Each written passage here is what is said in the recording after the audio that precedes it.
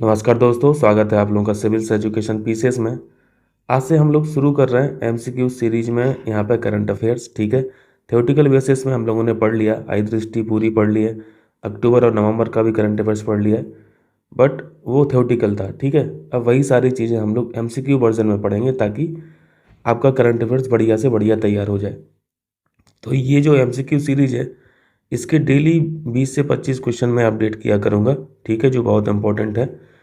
तो class 1, class 2, class 3 इस तरीके से मैं मेंशन कर दूंगा, और एग्ज़ाम से पहले आपका लगभग 1000 क्वेश्चन मैं तैयार करा दूंगा, ठीक है, एमसीक्यूज फॉर्मेट में करंट अफेयर्स। तो बढ़िया से तैयार हो जाएगा आपका। तो यहाँ पे civils education PCS current affairs को 3 तरीके से पढ़ा रहा है। एक तो थ्योरेटिकल बेसिस पे आपको पढ़ा ही दिया है। दूसरी सीरीज जो मैंने स्टार्ट की है वो रिवीजन की है, ठीक है, रिवीजन कराएंगे। और तीसरा टाइप जो है वीडियो का वो रहेगा एमसीक्यू। तो क्वेश्चन मतलब गलत होने की संभावना रहेगी नहीं बिल्कुल, और अपना बेस्ट से बेस्ट आप आउटपुट दे सकते हैं परीक्षा में, ठीक है। और ये जो मटेरियल है, घटना चक्र का मटेरियल है, तो जो बहुत इंपॉर्टेंट है पीसीएस पॉइंट ऑफ व्यू से, मैंने उसको यहाँ पे निकाला है और उनको यहाँ पे हम लोग करते हैं। शुरू करें। बाकी आप लोग ये फाइनेंस कमीशन की रिपोर्ट के बारे में बोल रहे थे, तो ठीक है, फाइनेंस कमीशन की रिपोर्ट जो है 16 फाइनेंस कमीशन, इसका एक वीडियो मैं बना दूंगा। फॉरेस्ट रिपोर्ट का भी वीडियो बना दूंगा। और बाकी हैं अभी प्रिपरेशन में है, जनगणना के भी अभी प्रिपरेशन में है, एक ही दो ही वीडियो किए हैं हम लोगों ने, ठीक है। फिर शुरू करें। पहला प्रश्न है, निम्न कथनों पर विचार करें। देखिए, प्रधानमंत्री नरेंद्र मोदी यूएसए की यात्रा पर रहे सितंबर 2024 में, ठीक है। ये किस लिए गए थे यूएसए? देखो, 2-3 चीज़ें थी वहाँ पे। यूएनजीए की भी मीटिंग थी, ठीक है, यूनाइटेड नेशन जनरल असेंबली जो है, इसको भी उन्होंने संबोधित किया था। और साथ में क्वाड लीडर्स शिखर समिट भी थी। तो यहाँ पे देखो 2 क्वेश्चन बन रहे हैं। यूएसए में क्या क्या हुआ? क्वाड लीडर्स समिट भी हुई, तो ये भी ध्यान रखना है। अगर पूछा जाए क्वाड लीडर समिट कहाँ पे हुई, यूएसए हुई। अब देखो, इन्हीं स्टेटमेंट से आपको क्वेश्चन निकालना है। जरूरी नहीं है वो एज इट इज़ पूछेगा ऐसे ही कि यात्रा से ही पूछेगा, जरूरी नहीं है। यात्रा में हो सकता है एक आध क्वेश्चन फ्रेम करके वो 3-4 यात्राएं और उसके सामने टाइमिंग कर देगा ना, मंथ के नाम लिख दे कि किस किस मंथ में कहाँ पे गए थे। एक बार ऐसा क्वेश्चन पूछा था। तो यहाँ पे और जो भी फैक्ट निकल के आ रहे हैं इंपॉर्टेंट करंट अफेयर से, तो वो भी साथ में सीखेंगे। तो पहला इंपॉर्टेंट क्वेश्चन तो यही बन गया, क्वाड लीडर समिट कहाँ पे हुई? यूएसए में हुई। मोदी साहब ने, ठीक है, सितंबर 2024 में यात्रा की थी। तो यही सारी चीज़ें हुई थी। तो यहाँ पे दोनों स्टेटमेंट करेक्ट हो जाएंगे, ठीक है। यहाँ पे सी ऑप्शन राइट हो जाएगा। अब चूँकि यूएसए की बात है तो जल्दी से बताइए, यूएसए के साथ कौन कौन सी समिट होती हैं, समिट नहीं सॉरी, एक्सरसाइज कौन कौन सी होती हैं? एक हम लोग वज्र प्रहार पढ़ते हैं, ये बस याद कराने के पर्पज़ से, रिकॉल कराने के पर्पज़ से। एक बहुत इंपॉर्टेंट एक्सरसाइज होती है युद्धाभ्यास के नाम से ही, युद्धाभ्यास। और तीसरी इंपॉर्टेंट समिट ऑस्ट्रेलिया जापान के साथ, भारत के साथ मालाबार, है ना, मालाबार।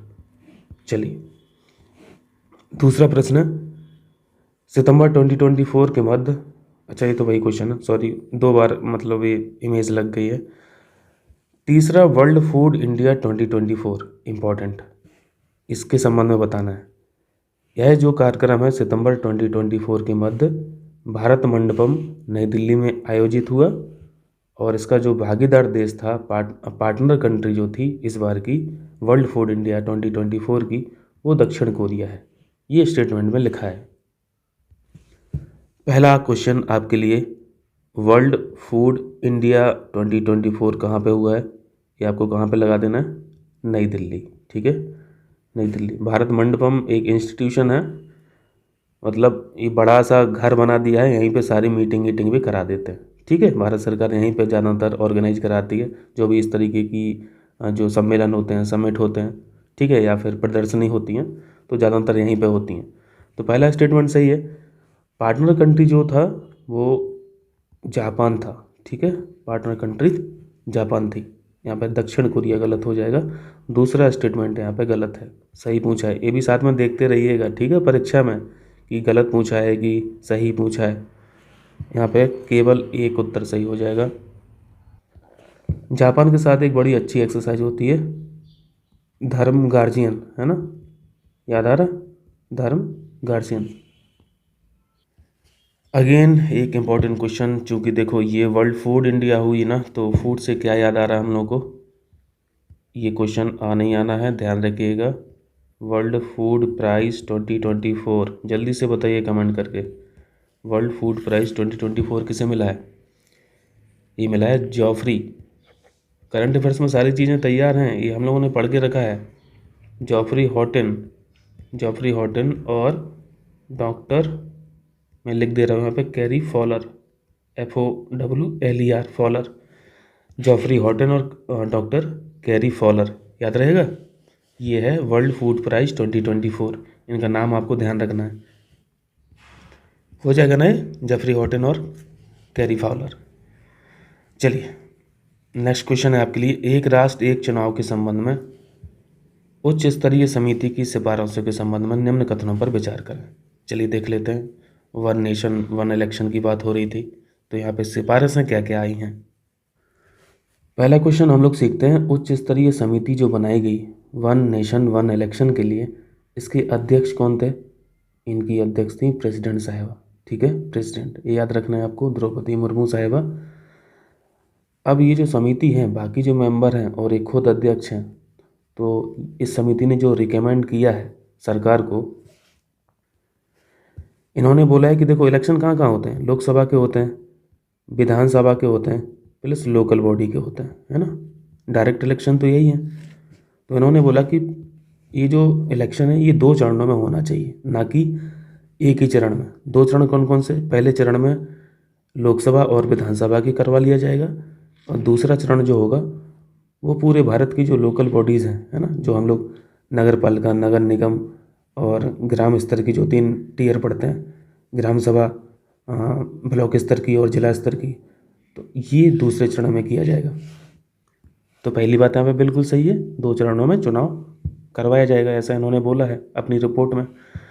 पहले चरण में लोकसभा और विधानसभा का चुनाव एक साथ कराना, ये भी बात सही है। दूसरे चरण में आम चुनाव के संपन्न होने के 100 दिनों के भीतर स्थानीय निकाय यानी लोकल बॉडीज़, ठीक है, पंचायत नगर पालिका के चुनाव कराना, तो ये दूसरा चरण हो गया, ये भी बात ठीक है, ये भी सीख लिया। और यहाँ पे चौथा जो पॉइंट था वो यहाँ पे कट रहा है, मैं लिख दे रहा हूँ। चौथे पॉइंट में था कि जो वोटर लिस्ट होती है ना, मतदाता सूची होती है, वो सभी चुनाव के लिए एक समान होगी। मतदाता सूची एक समान लिख दे रहा हूँ। तो ये 4 रिकमेंडेशन है, बहुत इंपॉर्टेंट है, ध्यान रखिएगा। अध्यक्ष सीख लिया, क्या क्या इस समिति ने बताया है भारत सरकार को, कोई ऐसा ऐसा होना चाहिए, तो वो भी सारी चीज़ें देख ली, तो यहाँ पे सभी सही हो जाएगा, ठीक है, सभी सही हो जाएगा। अब चलिए जल्दी से बताइए, ये जो लोकल बॉडीज़ हैं ये कौन से आर्टिकल में है? ये आर्टिकल हम लोग 243 पढ़ते हैं, ठीक है। 243 अपने आप में बहुत बड़ा आर्टिकल होता है, इसी में पंचायतें भी रहती हैं और इसी में नगर पालिका भी रहती हैं।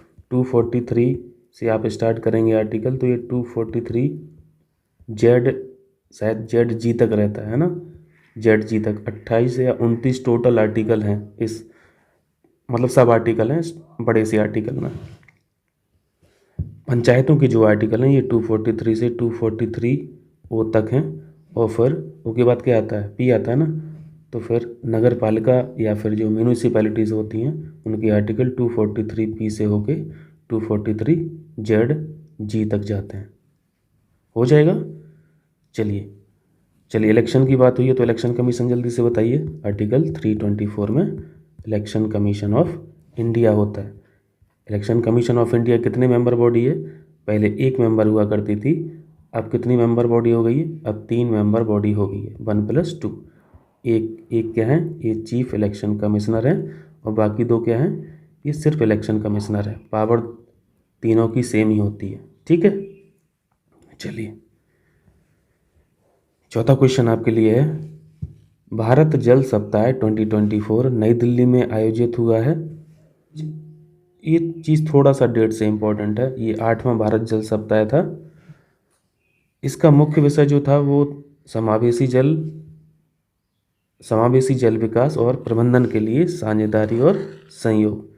इंग्लिश वाले मुझे नहीं पता वीडियो देखते हैं कि नहीं देखते हैं, अगर देख रहे हैं तो उनको हो सकता है थोड़ी बहुत दिक्कत हो रही है, तो मैं डिक्टेट कर दूंगा इंग्लिश वाले टर्म्स। समावेशी का मतलब इंक्लूसिव होता है, inclusive water development and management, ठीक है। तो इसको इंग्लिश में ऐसे पढ़ सकते हैं, cooperation and partnership for inclusive water development and management, ठीक है। पहला क्वेश्चन आपके लिए पीसीएस के लिए, भारत जल सप्ताह 2024 कहाँ पे आयोजन हुआ है इसका? न्यू दिल्ली में कर देना, ठीक है। ये कौन से नंबर का था? ये 8वें नंबर का था। और जो थीम है वो थीम इन्होंने यहाँ पे सही लिखी है, यहाँ पे दोनों बातें सही हैं, ठीक है, दोनों बातें सही हैं। वाटर से जुड़ा एक बहुत इंपॉर्टेंट प्राइज़ होता है जिसका नाम है स्टॉकहोम वाटर प्राइज़। कुछ याद आ रहा भाई कि सब भूल भुला गए हो? स्टॉकहोम वाटर प्राइज़ ये किसे मिला 2024 का? जल्दी से बताइए। चलिए मैं रिवाइज़ करा दे रहा हूँ आपका। ये मिला है, प्रोफेसर साहब हैं एक, उनका नाम है ताइकन ओकी, ठीक है। ये सारी चीज़ें हम लोगों ने पढ़ा है आई दृष्टि में। ताइकन ओकी, इनका नाम ध्यान रखना है। इनको क्या मिला है? Stockholm water prize 2024।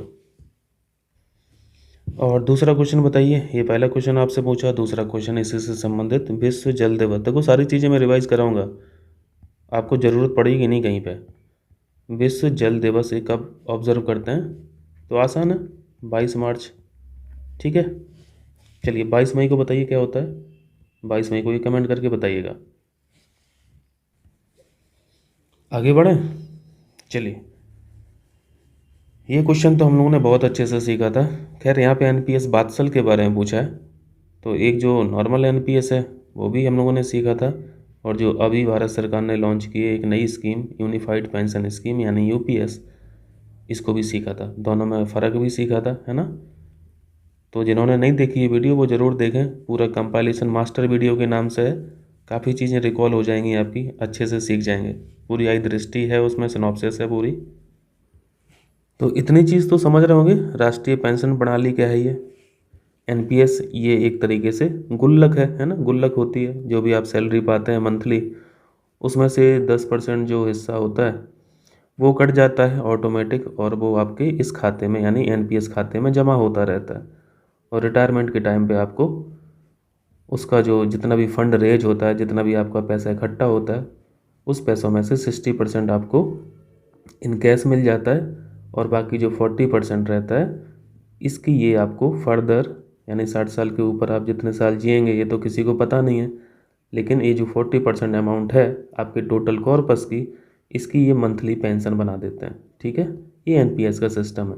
60% in cash मिल जाएगा और 40% आपको हर मंथ की पेंशन वो बना देंगे। तो 60 साल के बाद आपको हर महीना पेंशन मिलती रहेगी। जैसे 1 करोड़ आपका जमा हुआ मान लीजिए पूरी सर्विस में, तो 60 लाख आपको मिल जाएगा, ये आपको मिल जाएगा, आपके खाते में आ जाएगा, ठीक। और बाकी जो 40 लाख है इसकी ये पेंशन बना देंगे। तो हर महीना जो भी एवरेज ये पेंशन बनाएंगे वो उनका अलग हिसाब होगा। तो 40 लाख यानी 40% जो है इसकी पेंशन आपको मिलती रहेगी। और ये जो मैंने बताया कि आपकी सैलरी से 10% कटता है, तो इसके साथ साथ 14% गवर्नमेंट का भी कंट्रीब्यूशन रहता है एनपीएस में। ध्यान दीजिएगा सारी बातें जो मैं बोल रहा हूँ, 14% आपको ध्यान रखना है। एनपीएस में गवर्नमेंट का जो कंट्रीब्यूशन है वो कितना है? वो 14% है। लेकिन यहाँ पे एनपीएस में क्या चेंज हुआ है? एनपीएस ने यही कंट्रीब्यूशन गवर्नमेंट ने कितना कर दिया है? 18%, ठीक है, 18%। और वहाँ पे ये भी सीखा था कि एनपीएस जो है ये मार्केट लिंक्ड स्कीम है, मार्केट से गवर्न होती है। मार्केट चूँकि हम लोग डेवलपिंग अभी स्टेज में है, तो मार्केट को चढ़ना ही चढ़ना है, बढ़ना ही बढ़ना है, सारी स्थितियाँ अगर ठीक रहीं तो ये आपका जो कॉर्पस है ये मार्केट के हिसाब से उसमें बढ़ोतरी होगी। लेकिन ये जो मार्केट की रिस्क है ये सभी को ठीक नहीं लगती है ना। तो यही चीज़ गवर्नमेंट ने यूपीएस में ख़त्म की है कि मार्केट से यूपीएस का कोई लेना देना नहीं है। बहुत ज़्यादा डिटेल में सीखना है तो वहाँ पे सीख लीजिएगा वीडियो में, यहाँ पे अभी इतना समय नहीं है। फिर भी मैंने यहाँ पे चीज़ें काफ़ी आपको रिकॉल करा दी हैं। अभी बात्सल क्या है? बात्सल यानी बात्सल से क्या समझ में आता है? बच्चा। तो ये बच्चों की पेंशन हो गई। तो बच्चे कैसे पेंशन मतलब जमा करेंगे पैसे? तो बच्चे के बिहाफ पे कौन करेगा? उनके फादर करेंगे या फिर उनकी मदर करेंगी, यानी बच्चों के लिए भी ये खाता है एनपीएस बात्सल, और उनके खाते में जो पैसा जमा होगा वो उनके फादर करेंगे या फिर मदर करेंगे, यानी उनके फ्यूचर को, बच्चों के फ्यूचर को भी यहाँ पे प्रोटेक्ट करने की कोशिश कर रही है गवर्नमेंट। और जब बच्चा बड़ा हो जाएगा तो फिर यही खाता ट्रांसफ़र हो जाएगा, मतलब जो फंड है वो पूरा ट्रांसफ़र हो जाएगा बच्चे के नाम पर। क्लियर है? अब पहला स्टेटमेंट देखिए, 2024 को केंद्रीय मंत्री निर्मला सीतारमण ने नई दिल्ली में एनपीएस बात्सल योजना का शुभारंभ किया। तो ये तो नॉर्मल पॉइंट है, ठीक है, इसमें कोई दिक्कत होनी नहीं चाहिए, ये तो सही है। दूसरी बात है, यह नाबालिगों यानी 18 वर्ष से कम आयु के जो बच्चे हैं के लिए शुरू की गई एक पेंशन योजना है, ये भी हम लोगों ने सीख लिया। तीसरी बात है, इस योजना की घोषणा केंद्रीय बजट, बिल्कुल ठीक है, अभी जो बजट हुआ था फरवरी में अनाउंस हुआ था ना इसका 2024 और 2025, तो वहाँ पे ये बात की गई थी एनपीएस बात्सल की, ठीक है। और इस योजना के तहत माता पिता बच्चे के नाम पर प्रति वर्ष न्यूनतम 1,000 रुपये का निवेश कर सकता है। न्यूनतम लिखा है, ठीक है, न्यूनतम 1,000 आपको ध्यान रखना है, ठीक है। तोड़ के क्वेश्चन पूछेगा तो यही अमाउंट पूछा जा सकता है, बाकी ये जो 3 बातें हैं ये तो आप कॉमन सेंस से लगा ही जाएंगे। इसमें थोड़ा सा कंफ्यूज हो सकते हैं अगर नहीं पढ़ के गए हैं तो, क्योंकि वो न्यूनतम 500 रुपये भी कर सकता है तो वो भी सही लगेगा, न्यूनतम 5,000 भी कर सकता है, ठीक 5,000 गलत होने लगेगा थोड़ा, क्योंकि नाबालिग के हिसाब से 5,000 ज़्यादा है, लेकिन 500 बिल्कुल फिट बैठेगा हम लोगों के दिमाग में। तो ये 1,000 रुपये आपको मिनिमम याद रखना है, यही इसका मेन पॉइंट है। क्लियर है? चलिए, पीएम मोदी ने भारत की पहली नमो भारत रैपिड रेल का उद्घाटन किया। यह रैपिड रेल कहाँ से कहाँ तक परिचालित हुई है? तो वो सारे क्वेश्चन हम लोग कर चुके हैं। इसका नाम क्या है? इसका दूसरा नाम है वंदे मेट्रो ट्रेन, ठीक है, वंदे मेट्रो ट्रेन। नमो भारत रैपिड रेल जो है इनका नाम, दूसरा नाम वंदे मेट्रो ट्रेन भी है। ये पहली है जो लॉन्च की गई है, जिसका उद्घाटन किया गया है अहमदाबाद से भुज, ठीक है, इम्पोर्टेंट है, ध्यान रखना, अहमदाबाद से भुज, ये ऑप्शन यहाँ पे राइट है। क्लियर है? चलिए ये देखिए, अबू धाबी में तो यार बहुत मीटिंग हुई है। अबू धाबी से याद आया कि यहाँ पे हम लोगों ने एक एनर्जी की समिट पढ़ी थी, है ना, एनर्जी समिट पढ़ी थी। अबू धाबी के क्राउन प्रिंस शेख जो हैं खालिद बिन मोहम्मद बिन जायद अल नहयान भारत की आधिकारिक यात्रा पर रहे। यहाँ के जो पीएम हैं, पीएम मोदी साहब अबू धाबी नहीं गए, अबू धाबी के जो क्राउन हैं वो भारत में आए हैं, भारत की उनकी आधिकारिक यात्रा थी। और इस यात्रा के दौरान 8 समझौते ज्ञापन समझौतों पर हस्ताक्षर किए गए। ये बहुत इंपॉर्टेंट नहीं है, आप बस ये पहला पॉइंट याद रखिएगा। तो यहाँ पे दोनों बातें सही हैं, सी पॉइंट यहाँ पे करेक्ट हो जाएगा। यूएई के साथ बड़ी इंपॉर्टेंट एक्सरसाइज होती हैं भारत की, उनका नाम जल्दी से बताइए, मैं यहाँ पे रिकॉल कराता हूँ आपका। एक एक्सरसाइज हम लोग जायद तलवार पढ़ते हैं, जायद तलवार किसके साथ होती है? यूएई के साथ। दूसरी एक्सरसाइज होती है डेजर्ट फ्लैग, डेजर्ट फ्लैग। तीसरी एक्सरसाइज का नाम है डेजर्ट ईगल, ठीक है, डेजर्ट ईगल। चौथी एक्सरसाइज इंपॉर्टेंट है यूएई के साथ, डेजर्ट साइक्लोन। पढ़े हो ना, डेजर्ट साइक्लोन, तो अगर इनमें से कोई आ जाए तो लगा देना। यूएई, डेजर्ट साइक्लोन हो गया, डेजर्ट ईगल हो गया, डेजर्ट फ्लैग हो गया, और जायद तलवार। क्लियर?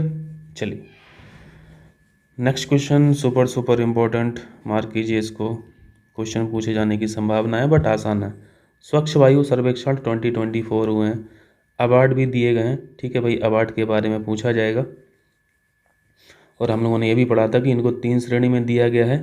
3 श्रेणी कौन कौन सी है? पहली श्रेणी जहाँ पे 10 लाख से ज़्यादा पॉपुलेशन है, दूसरी श्रेणी 3 लाख से 10 लाख पॉपुलेशन है, और तीसरी श्रेणी जहाँ पे लेस देन 3 लाख पॉपुलेशन है। यही सीखा था ना। तो पहली कैटेगरी में स्वच्छ से सूरत याद रखिए, सूरत को प्राइज़ मिला। दूसरी कैटेगरी में बहुत इंपॉर्टेंट है, तीसरी भी कैटेगरी बहुत इंपॉर्टेंट है क्योंकि यूपी से बिलोंग करता है। दूसरी कैटेगरी में जो फर्स्ट प्राइज़ मिला है वो है फिरोजाबाद को, और तीसरा जो कैटेगरी है बिलो 3 लाख पॉपुलेशन वाला, यहाँ पे भी यूपी का स्थान है, रायबरेली। तो 3 फैक्ट तो भूलना नहीं है, हो जाएगा ना ये भाई। पहला स्टेटमेंट पढ़ो, 10 लाख से अधिक, यानी ये पहली कैटेगरी की बात कर रहे हैं, आबादी वाले शहरों की श्रेणी में इंदौर को शीर्ष स्थान मिला। गलत हो गया, इंदौर नहीं है ना, क्या है, स्वच्छ से सूरत याद रखना है, पहली बात गलत हो गई है। 10 लाख तक यानी दूसरी कैटेगरी, 3 लाख से 10 लाख हम लोगों ने पढ़ा है कि आबादी वाले शहरों में फिरोजाबाद को शीर्ष स्थान प्राप्त हुआ है, ये बात ठीक है। दूसरी कैटेगरी में फिरोजाबाद है, तीसरी कैटेगरी में रायबरेली है, तो यहाँ पे केवल बी हो जाएगा। लेकिन इसके साथ साथ हमें कुछ और भी सीखना है, क्योंकि जो पहली कैटेगरी हम लोग पढ़ रहे हैं 10 लाख प्लस वाले, इसमें पहला स्थान तो सूरत का है, ठीक है, दूसरा स्थान जबलपुर का है, लेकिन यहाँ के बाद जो हैं जो सिटीज़ हैं, जो शहर हैं, वो यूपी से बिलोंग करती हैं, इसलिए इम्पोर्टेंट है। तीसरा स्थान है आगरा का, चौथा स्थान है लखनऊ का, एल के ओ लिख दे रहा हूँ, और पाँचवा स्थान है कानपुर का।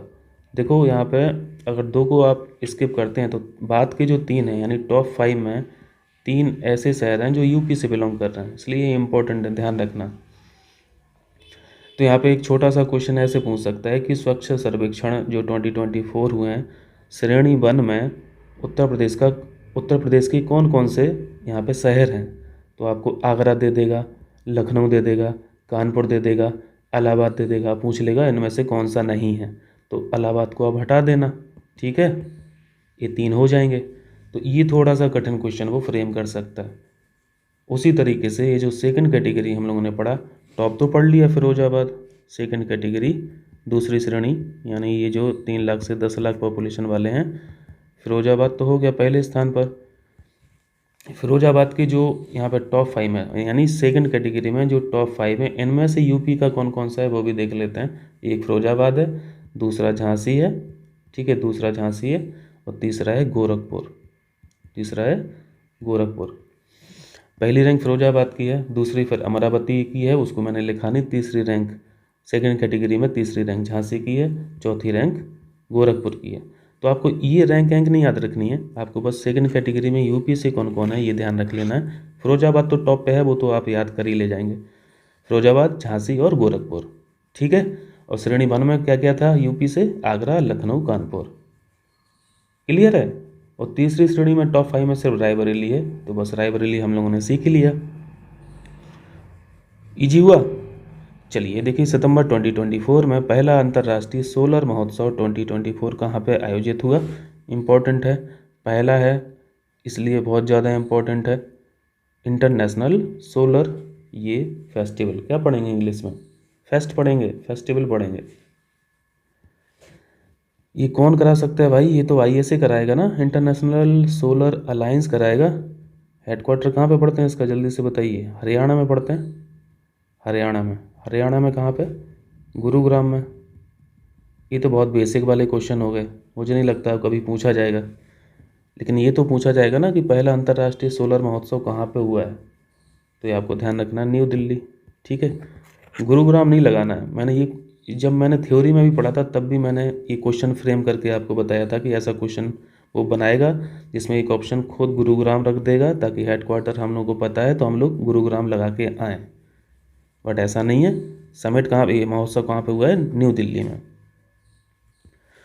पेरिस उन्होंने इसलिए डाला है क्योंकि इसकी उत्पत्ति कहाँ पे हुई है भाई, COP 15 जो हुई थी, United nation framework convention on climate change की जो COP नंबर 15 हुई थी, COP 15 था कि COP 21 थी, COP 21 जो 2015 में हुई थी, है ना, 2015 में हुई थी, और ये हुई कहाँ पे थी, पेरिस में, यानी इंटरनेशनल सोलर अलायंस की उत्पत्ति यहाँ से हुई थी, ये तो हम लोग जानते हैं, इसलिए पेरिस यहाँ पे इन्होंने एक ऑप्शन बना दिया। चलिए अभी लेटेस्ट जो COP 29 है ये कहाँ पे हुई है, जल्दी से बताइए। COP 29 इसी की, UNFCCC की, जल्दी से कमेंट करके बताइए, ठीक है। चलिए ये देखिए, E-गवर्नेंस पर 27वां राष्ट्रीय सम्मेलन 2024 कहाँ आयोजित हुआ है, इसको भी मार्क कर लीजिए, E-गवर्नेंस पर बताइए जल्दी। करेक्ट आंसर है मुंबई, ठीक है, महाराष्ट्र, याद रखना। चलिए नेक्स्ट क्वेश्चन है, ये पूछा गया है डिजिटल कृषि मिशन के बारे में। तो यार कृषि को भी डिजिटलाइज किया जा रहा है, इसलिए इम्पोर्टेंट है। किसानों के परिप्रेक्ष्य भी थोड़ा सा इम्पोर्टेंट समझ के चला करो, जैसे हम लोग ट्राइब्स के क्वेश्चन इम्पोर्टेंट समझते हैं ना, जनजातियों के, महिला से संबंधित अगर कुछ इम्पोर्टेंट हुआ होता है तो ये भी इम्पोर्टेंट होता है, और कृषि से संबंधित अगर कुछ होता है तो ये भी इम्पोर्टेंट होता है, इन्वायरमेंट से संबंधित होता है ये भी बहुत इम्पोर्टेंट होता है।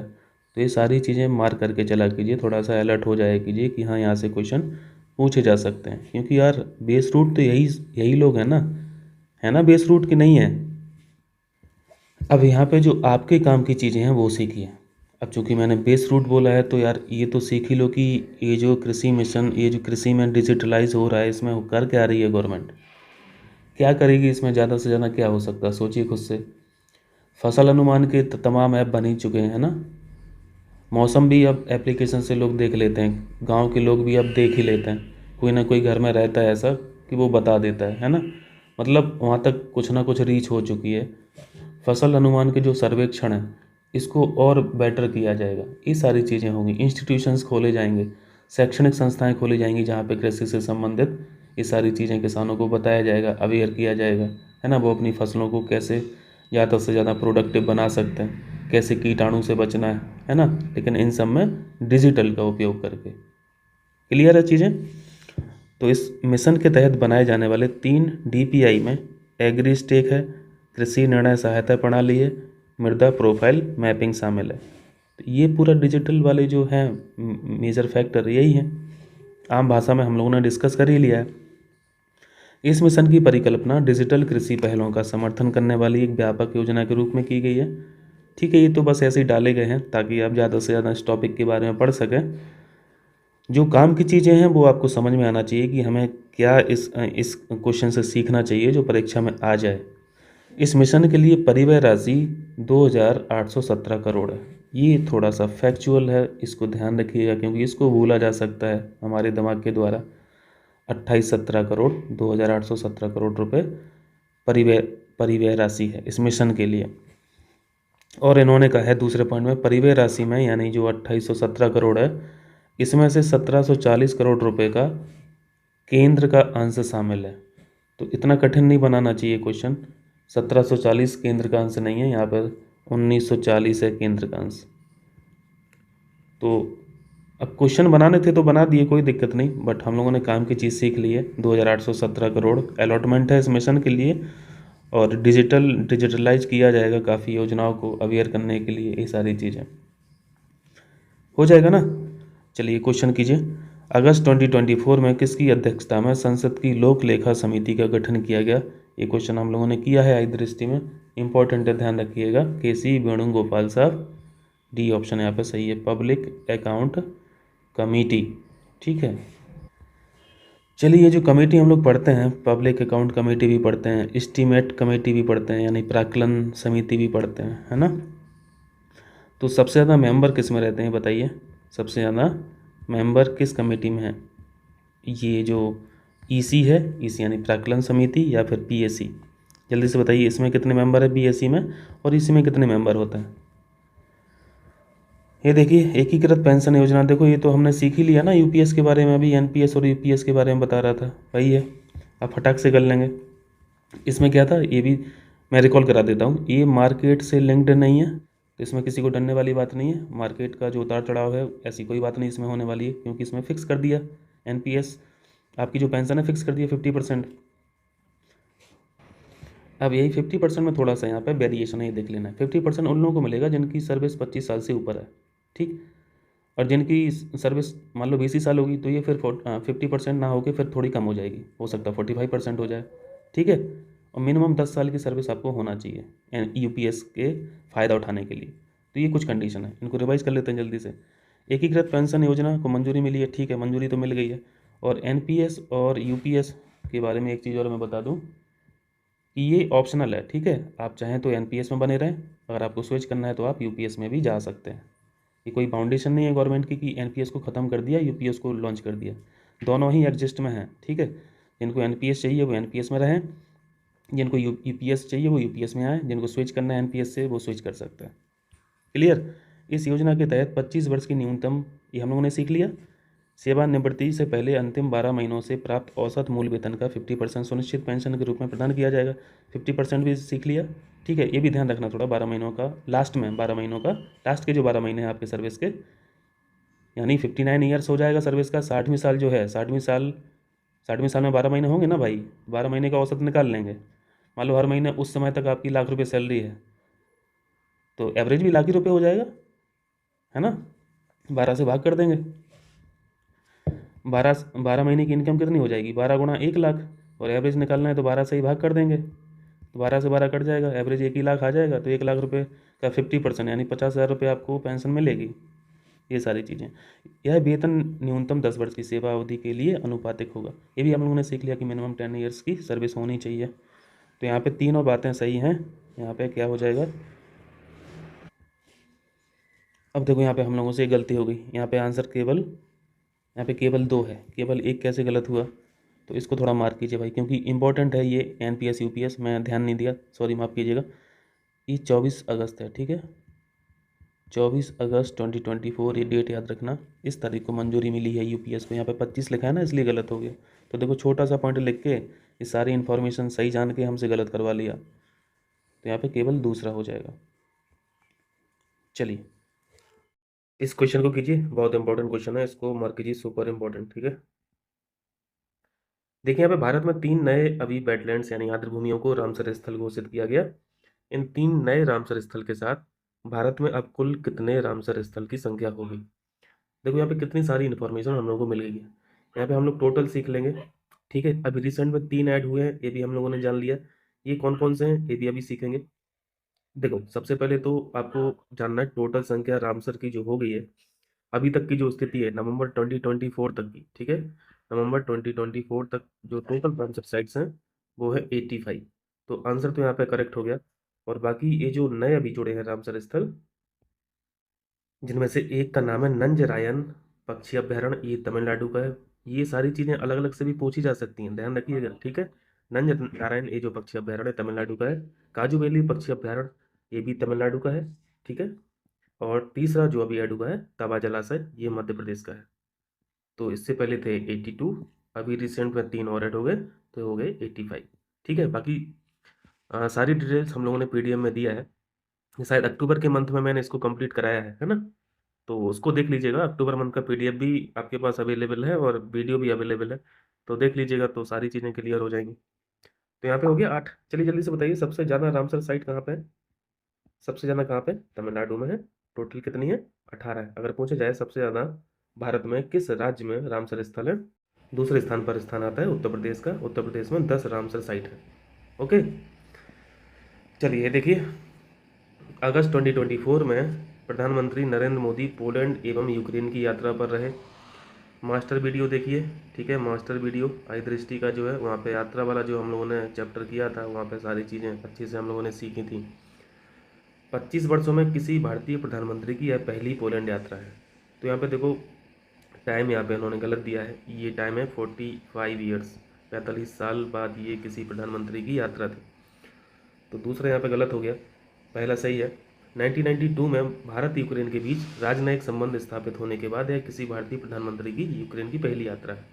तो यहाँ पे देखिए तीसरा भी सही हो जाएगा, पहला भी सही है। 1 और 3 यहाँ पे करेक्ट आंसर है, ठीक है। ये ऑप्शन ध्यान रखना, पोलैंड यूक्रेन चूँकि पास पास में बॉर्डर लाई करती हैं, तो पोलैंड चले गए, फिर वहीं से शायद ट्रेन के रास्ते से यूक्रेन पहुँचे थे, है ना, हम लोगों ने पढ़ा था उस टाइम पे।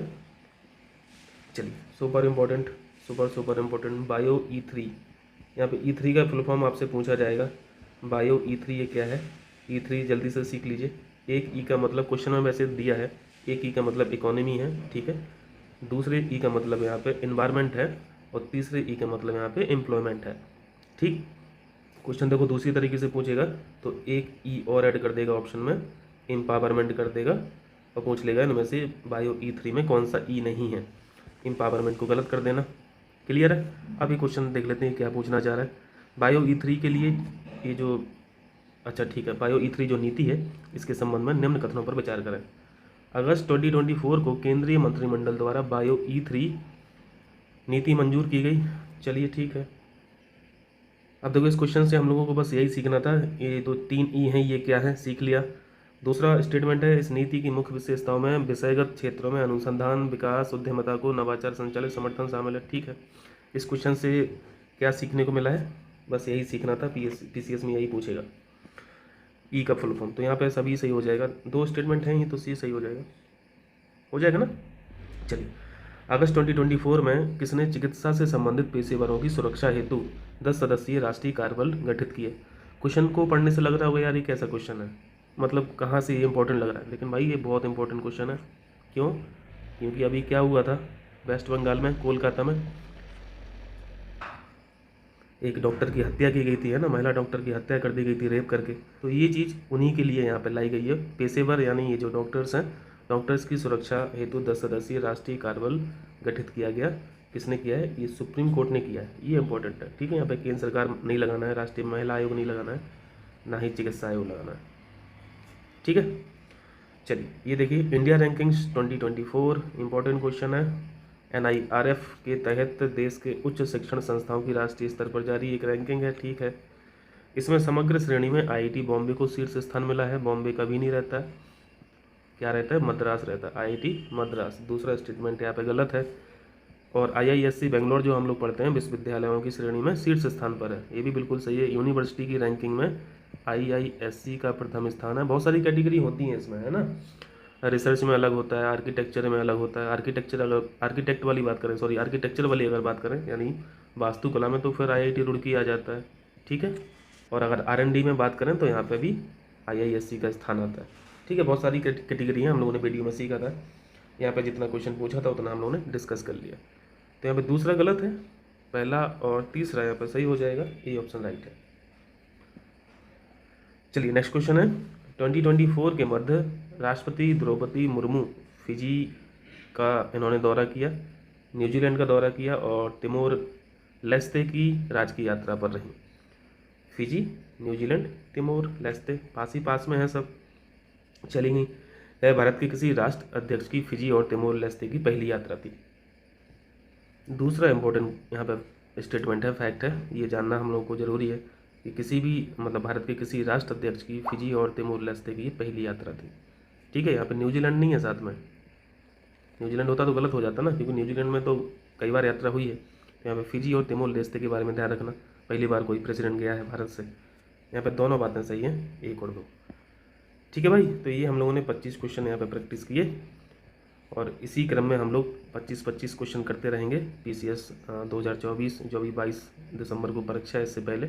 तो काफ़ी चीज़ें यहाँ पे हम लोग MCQ के माध्यम से भी सीख लेंगे, बाकी चीज़ें हम लोगों ने थ्योरेटिकल पढ़ाई है। चलें फिर मिलते हैं अगले वीडियो में, थैंक यू।